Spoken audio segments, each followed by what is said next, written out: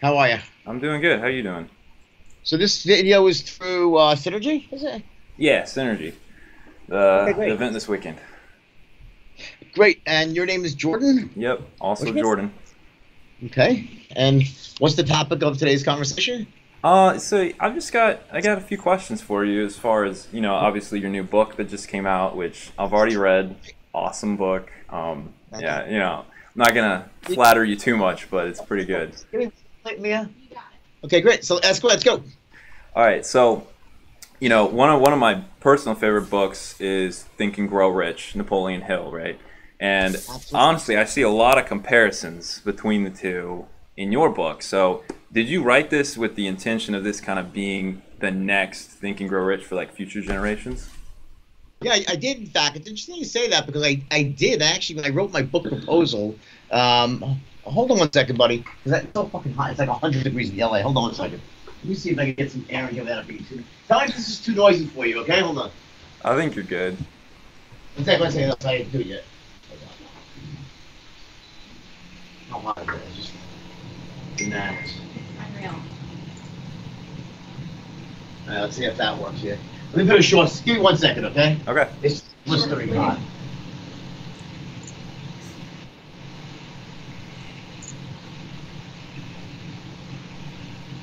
Oh, wait, it's not true.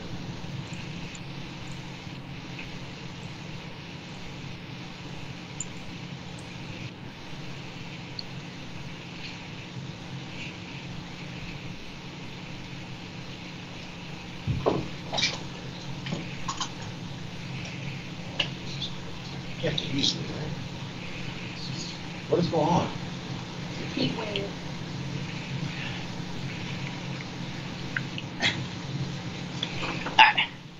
So hot. Let's go. Are you in New York or California right now? Yeah, it's a heat wave. It's like 99 degrees or something. Yeah. Oh, I understand how you feel. Well, the Um, question is, it's funny, when I wrote my original book proposal, I said I want this to be Think and Grow Rich for the next 100 years, and I'm a huge fan of the book. But I never wrote the book with the intention of it sounding like Think and Grow Rich. I'm glad if some of the takeaways you got are like that, then that's a compliment because I think Think and Grow Rich is a yeah. foundational book. For me, it was a foundational book in my growth as a business person and just as a human being. So, I think that the goal of this book was to serve as a resource for everybody, not just salespeople, but in terms of communication, whether you're a parent, whether you're a entrepreneur or pure sales, doesn't matter what you are. You're not an employee looking to express his value in the workplace. Yeah. So the goal is to give someone a solution for any of those circumstances. And that's that's how I felt reading it. Like it was almost like a handbook. It wasn't just you told a few stories, which was good, but it's also like here's how it works. Here's the steps. So Yeah, it was yeah, it was a really good read.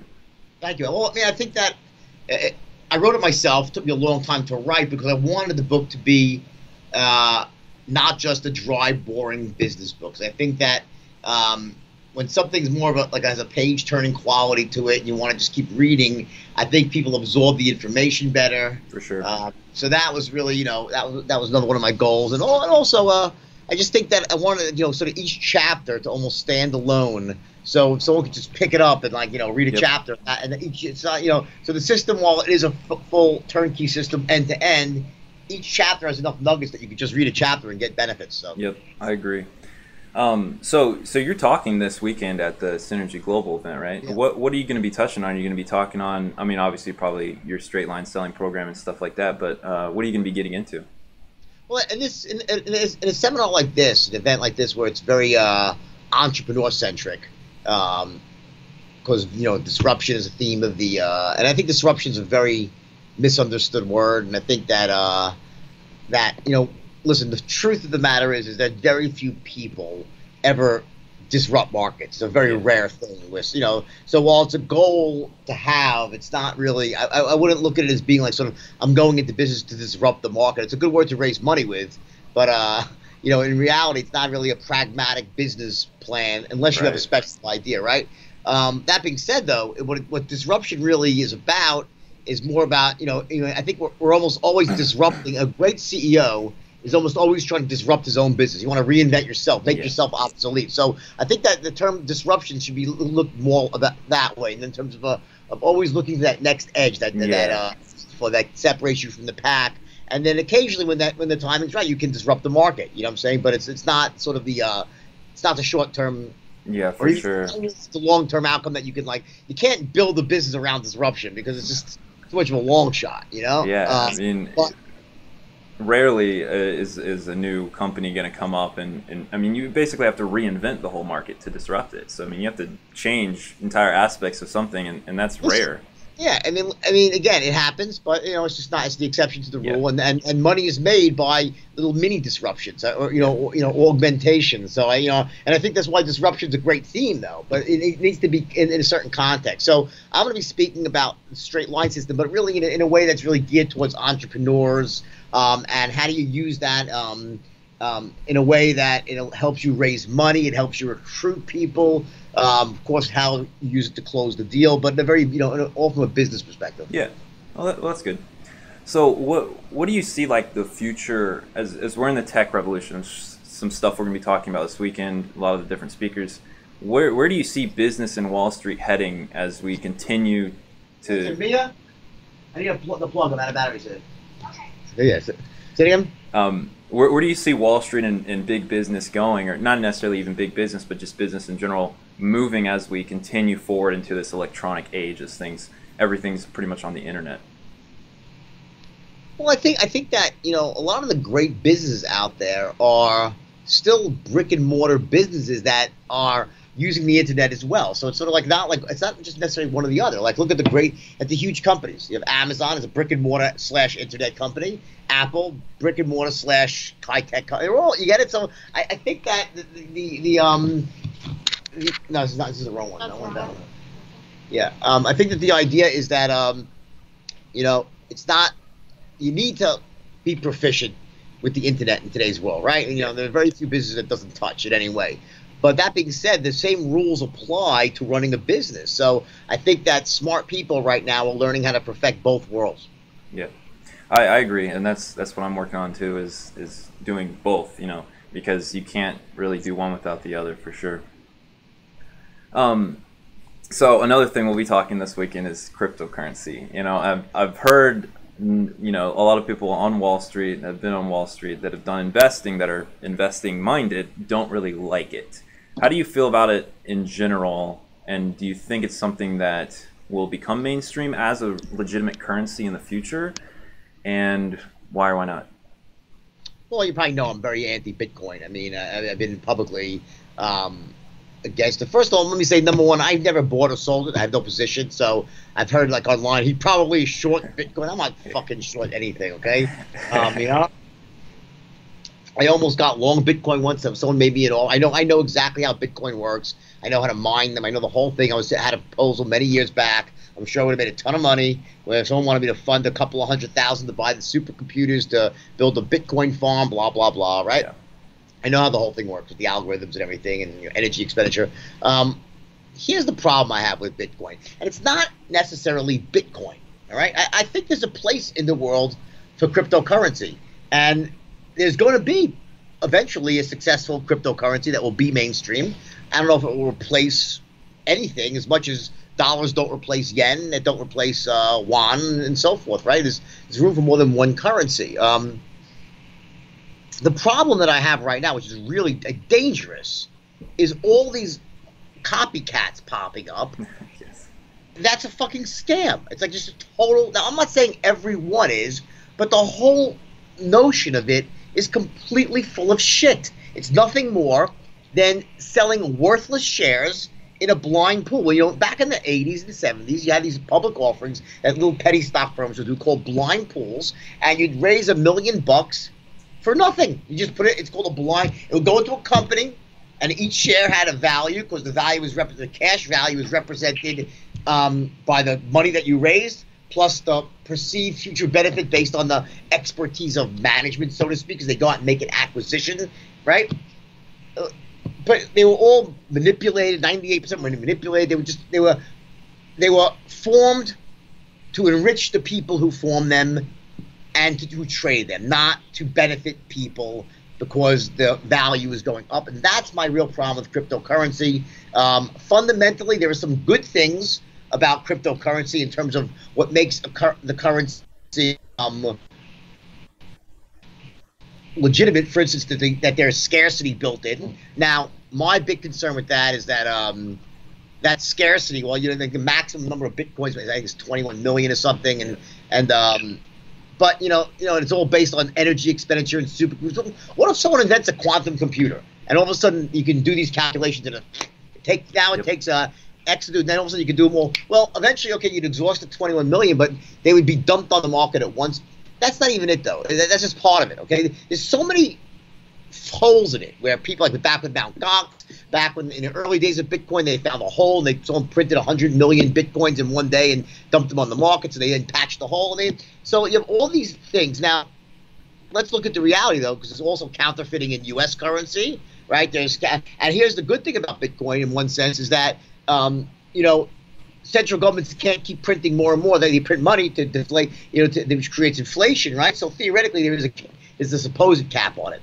My problem is with Bitcoin. Here's the real problem: is that while there is that negative thing about central banks printing more, that's how they manage monetary policy and economics. In the absence of the ability to print currency and move monetary policy, you're going to have these wild depressions, and it doesn't work economically. The banking system, as flawed as it might be with fiat currency, we've done pretty well over the last, you know, at least we're around, okay? Yeah, the crash in 2008 was pretty fucked up and everything, but the point is that you have countries right now like Greece, and in the normal times in a pre-Euro world, what they would have done is they would have essentially devalue their currency to be able to pay their debts off and so forth, and to actually stimulate their economy. They're locked in right now because of the euro. They can't use monetary policy to manage their economy. So I don't think it ever will have a place in terms of governments using this finite cryptocurrency. I think that they need to. The banking system wouldn't function like that, and that's why I think Jamie Dimon, one of the reasons why he's so against this, because he's right. You can't. It's not a viable way to manage a system. You know, in the same way that they had to go off the gold standard eventually because you had a finite amount of gold. It just didn't work. They had to, you know, it would have bankrupted the system if you had to stick to gold. Now, the difference between gold and cryptocurrency is that at least gold has got value. People actually will wear it and like it. Since the beginning of time, people coveted gold. Thousands of years, people coveted gold. They would wear and get it. So there actually is value as a precious metal. This is just a bunch of bullshit. Now, you know, it's nothing. No, I it's know. just air. It's like, you know, it's driven by one simple thing called the greater fool theory. As long as there's a fool greater than me who will buy it at a higher price, then I got a good deal. This is pure speculation right now. Yep. It's like back in 2006, you get your haircut, and your haircut would say like, oh, I'm also a mortgage broker. Or I'm flipping real estate. Everybody became a mortgage broker. Everyone was flipping real estate. And just like everyone now is into Bitcoin, it's the end is near. And then it crashes. Now, I'm not saying that Bitcoin's a fraud itself. There's fraudulent activity going on in the economy of Bitcoin because there's a lot of unscrupulous people. Not everybody, but there are a lot of unscrupulous people. I don't even mean because it's being used for illegal stuff. That's a separate issue, right? But there's a lot of people. You have a completely dark market, meaning there's no transparency of what's going on, no regulation. So that literally guarantees, not because cryptocurrency is flawed, because human beings are flawed. Yep. It's like human nature. There's massive fraud going on right now. If there was to be the first time in human history that you could have a dark market and it just functioned, it's bullshit. Not happening. So that being said, there's Bitcoin, but there's all these other things that are my problem is that all the other ones that are popping up right now, which are complete and utter scams, only being devised so the person who invented it or is issuing it is going to make a ton of money. It's going to be pump and dumps all over the place. It's no different than the latest MLM marketing scam. But let's say, oh, everyone bought Bitcoin, now let's go into the next one. And people get hurt in a really massive way. And it's a perfect storm between social media and a crypto, because it's internet. It's so it's spreading around the world. I've been traveling the world doing speaking events, and I'll tell you who's buying this shit. The third world countries, the people, poor people, are being sold bills of goods about getting rich quick through things like Ethereum or whatever the latest one is, and they're going to get slaughtered. There's going to be hell to pay, and the last thing is that it's a sovereign risk, because if the United States goes in and makes it illegal, that will be China. It's done. All right, Yep. if US knocks it out, and they very well might, because the fact is Bitcoin is a security. It really is. It should be deemed a security, and it'll be regulated by the SEC. So I think there's no future for it. That's my opinion. Yeah. Could it go high? Yes. I'm not sure because I could go. It could still run for a while, but eventually this thing's going to come crashing down. That's my theory. Yeah, and it's interesting that you brought up the whole MLM pyramid scheme type thing, That's what it is. because I see a lot of people that are on YouTube and social media all over the place promoting all these different kinds of cryptocurrencies, and I've looked into them, and they're like this, they're just the guy at the top is making all the money. All it is, it's just a complete and utter. It's such an obvious scam. It really is. That guy who indicted me originally, the FBI agent who chased me around the world, we're friends, right? He texted me this morning. Goes, "It's so funny that you came out against Bitcoins." He goes, "Me too." So we're going to do something together next week. We'll actually do a joint thing where we do it because he's a great guy. I think we were on the opposite sides of the law for a while, but he's a friend of mine now, and he says it's the biggest scam ever. Biggest scam. It's crazy. I just don't see how people don't see it. And I guess you were saying it's the people in the third world countries, they don't have money. So most people know it's a scam, but they say as long as I get on the right side of the scam, I'll do well. Yeah. That's what's going on. I would think there's very few people that, in their heart of hearts, don't think that they're not involved in some sort of manipulation right now or irrational exuberance. But they say that's okay. It's still early in the game, and they might be right. It still might be early in the game because there's a lot of people in the world, and I'm sure if someone could run a formula, see how far you are towards. But the bubble is not that far. It's a bubble, but it could expand more, or collapse tomorrow. One bad ruling, something happens. So what kind of advice would you give to millennials like me and other people my age moving forward into the tech boom and everything that's coming up in the next decade or two? Well, I think that the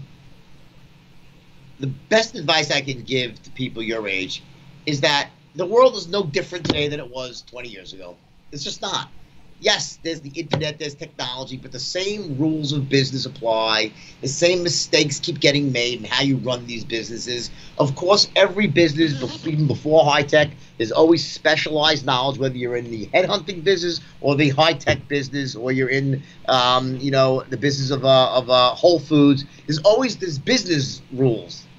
The rules of the game, the strategies of the game. There's certain things you got to know, and I suggest that you learn them, which is why I think that the Synergy Forum is such a great event because, number one, it's one of these rare events when no one is selling anything. It's just a pure educational and networking event.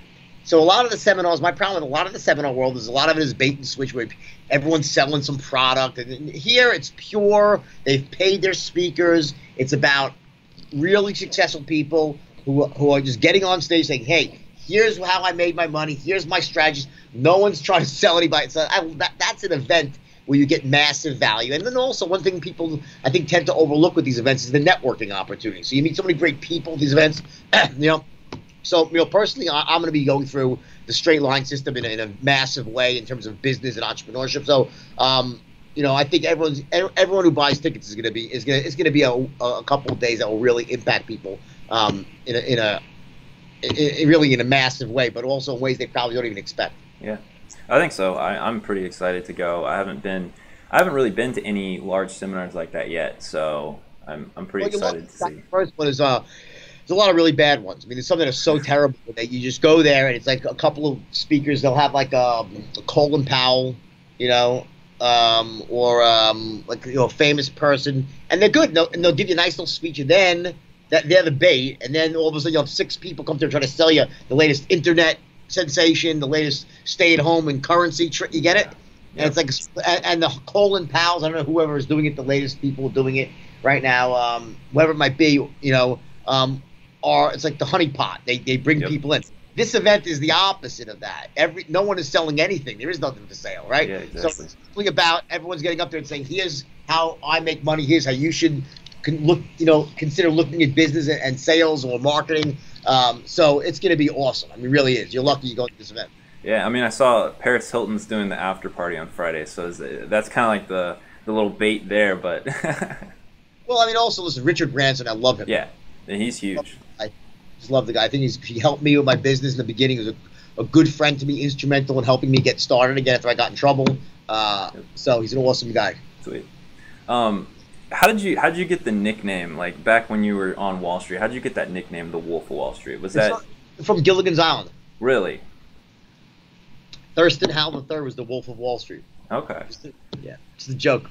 that's interesting. I didn't know that because in the movie it was like they did an interview and they just called you the No, Wolf. it's completely false. Yeah, and how accurate is the movie to like what actually happened? The movie is, in some ways, it's accurate. In some ways, it's not. You know, Yeah. the books are accurate if you read the books. Yeah. I mean, the movie.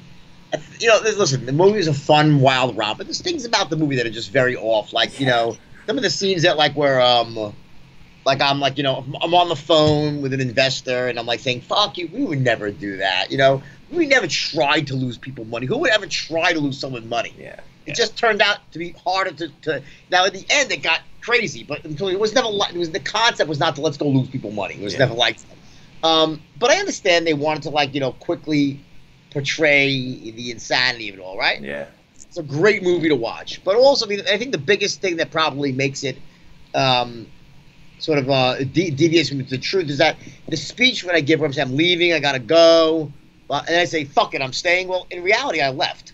Oh, really? Yeah, so that's the biggest departure, I think. Interesting. So if they, you know, this is like 30 years later, or ish.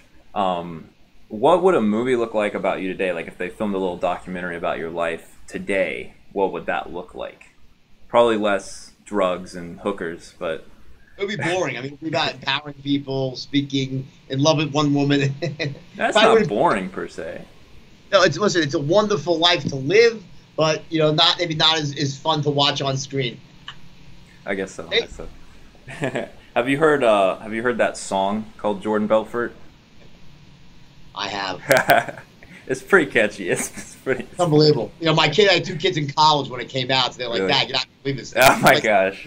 single party everywhere you go. Yes, I remember when it came out. It was just everywhere. It's crazy. Oh man. Well, you know, I don't honestly have any more questions for you. So Good, well, good meeting. I'll see you this weekend. I will see you this weekend, man. Thank you. Take care. Bye. Bye.